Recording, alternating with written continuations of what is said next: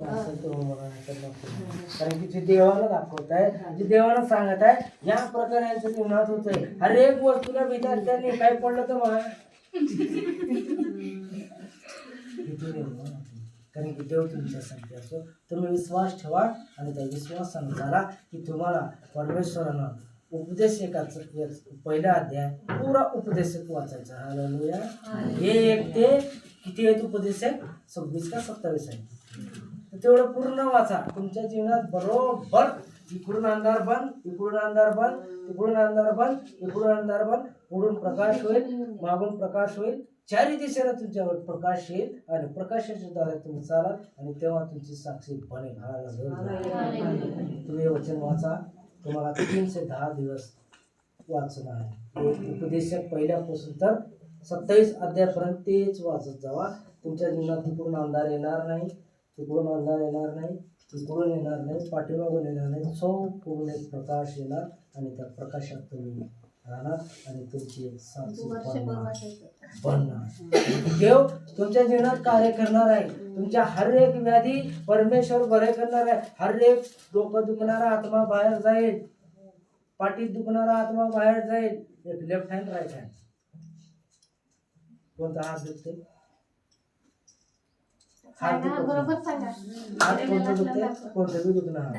तुमचा हात नाही, पाय नाही, तुमचं काहीच नाही, तुमचं सर्व चांगलं. फक्त एकच आहे की बाहेरून भीती वाटते. एकच आहे. तुमचा काहीच प्रॉब्लेम. विश्वास ठेवा आणि विश्वासानं चाला म्हणून तुमच्या जीवनात प्रकाश जरूर राहील. आता या ठिकाणी उभे ते 2 आहेत, 1 आणि 2. करून काय मागील हप्त्यापर्यंत त्यांनी एक पहिल्या हप्ते आले तर त्यांच्या जीवनात भयंकर त्रास होता. त्याने देखील चिंता करत होते. त्यांनी देखील म्हणले त्यांना, अरे त्यांच्याकडे घेऊन जा, त्यांनी ये. त्या देखील घरी बोललं तर मी येतात, पण आता अडचणी येत मला, म्हणून मी येत नाही असं नाही, मी येणार.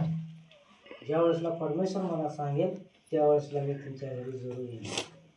परमेश्वर मला सांगेल तेव्हा येईल. त्यावेळेसला त्यांच्या जीवनात देखील भरपूर त्रास होता. त्याने देखील म्हणले तिकडे जाऊ, त्याने म्हणतात दुसरीकडे जाऊ, ह्याने यांचे म्हणतात बघणाऱ्याकडे जाऊ. जे बघतात फुकतात, बघतात आणि फुकतात.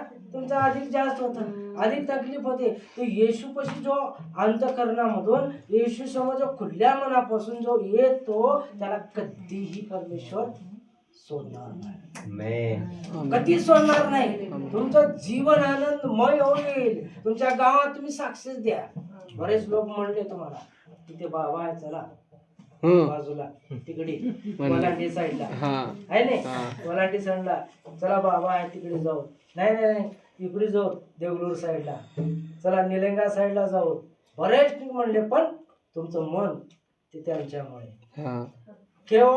केवळ एक दास देवाचा सेवक कसा गातो, ते बोबडा असो, तोतरा असो, या बहिरा असो, या मुक्का असो, पण परमेश्वर त्याची वाणी जरूर ऐकणार आहे.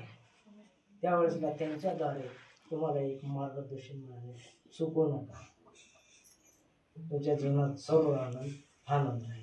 म्हणून देवा करो आजचं जीवन तुम्हाला सर्वाला आनंदित करो. आणि या ठिकाणी एक सूचना आहे. एक